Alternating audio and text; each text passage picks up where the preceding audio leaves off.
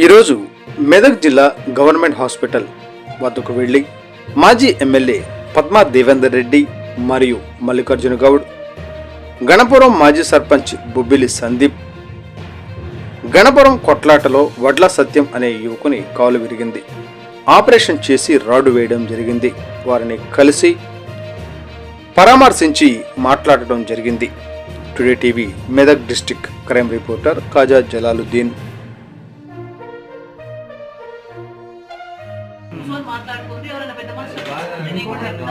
అది వారం 10 రోజులు చేసిన కూడా మనకు నమ్మకంగా ఆయన వచ్చి మళ్ళీ మన దగ్గర ఉంటుండే అంత మంచిగా అరే ఆడసతి అని చెప్పేసి అంత బాగుంటుండే.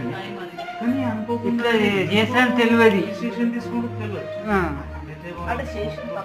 చెప్పింది కదా నేను వారం రోజుల క్రితం కొట్టిన ఇట్లా మీరు చిన్న ఉన్నప్పుడు కొట్టినా పడ్డారు, పెద్ద అయినా కానీ మీరు నాకు పట్టుకోరు అలా అంటున్నది మూడు వచ్చి కొట్టింది.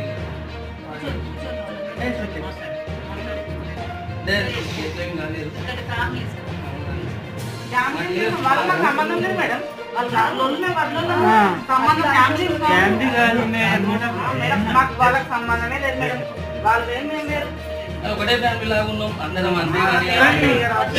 ఫ్యామిలీ మాత్రం